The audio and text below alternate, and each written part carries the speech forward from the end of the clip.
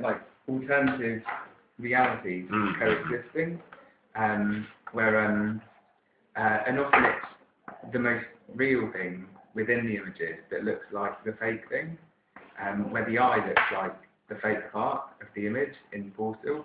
With this image, often people feel that the coloured strip here is either placed on top digitally, or that it's the fake part of the image. But then the more that it's looked at, the more that it's realised that it's more real than first thought.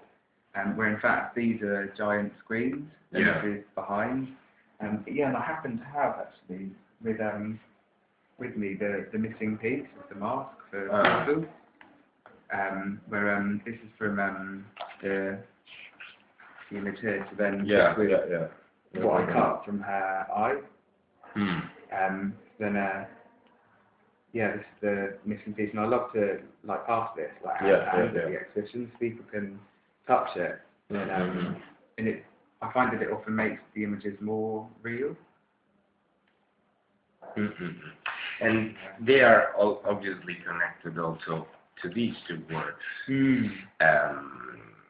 Like the artificial alongside the natural, and having the real as like an imposter within the surreal, where I used artificial grass and then had it framed by the actual grass, and I painted my mother's legs with face paint and her nails. While I was painting her, she said, "Oh, you should do this more often." And then the solitary grave here that feels like an imposter. It feels like an outsider, whereas usually it's the thing that's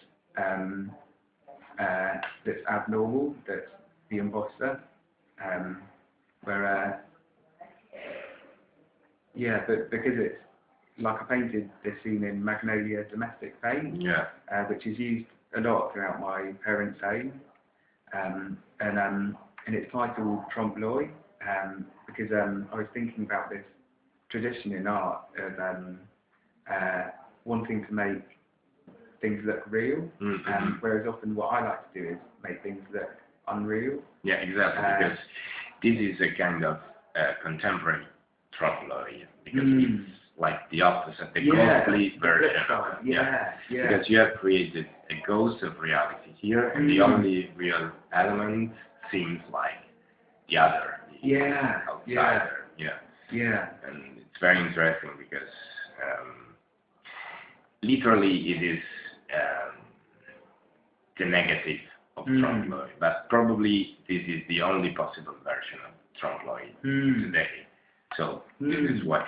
And the other, the main aspect is your father figure that is always connected with this.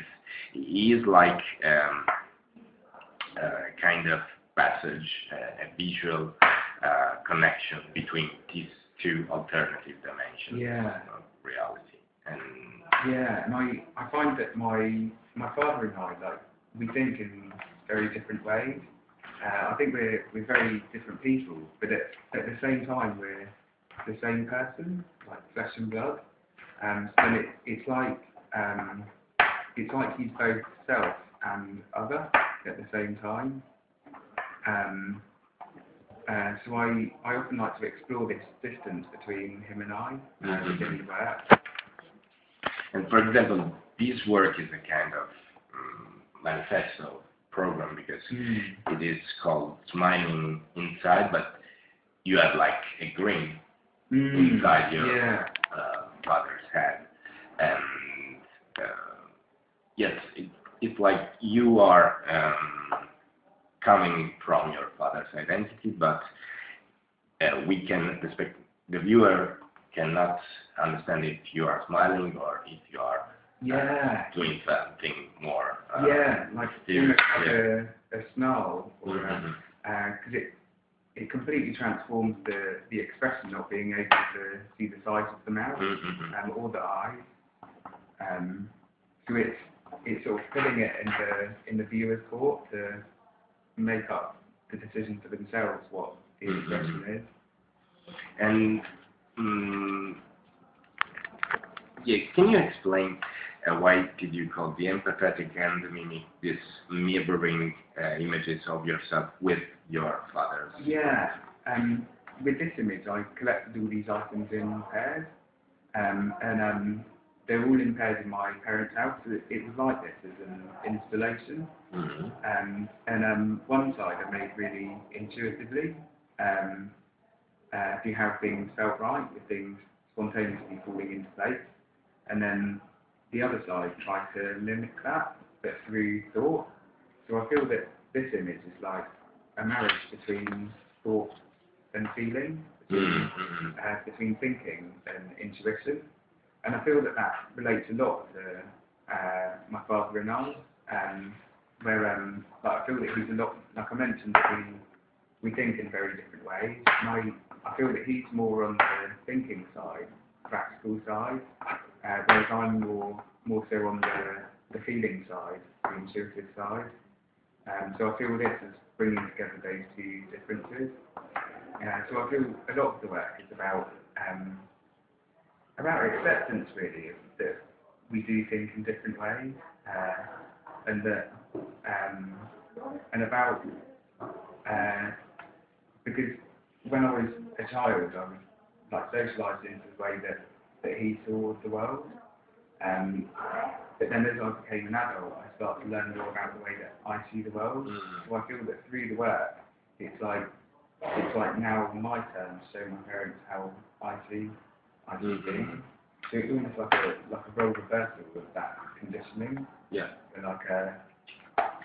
And your work is very deeply connected with the double, with an original connection and conception of the double, because you truly perceive it like reversibility and not like simply reflection or the relationship between you and the other that is your father. In your work, your father is you and you are your father, but and in fact I felt that often with the characters, it's not simply myself and it's not simply my parents, it's like somewhere in between the characters, and somewhere in between the people we are now and somewhere in between the people we were then. And I find that with the double, like it, I feel that it connects with what I was saying about how my father's both me and not me at the same time, but then also my relationship with myself as a child, where it's the same person as me, but then at the same time a completely different person to who I am now. And myself as a child is both me now and not me now. Yeah. And I feel that the older that I get, the more that character is becoming a stranger to me, and I want to keep in contact with him. And I'd love, it'd be amazing to have the opportunity to meet myself as a child.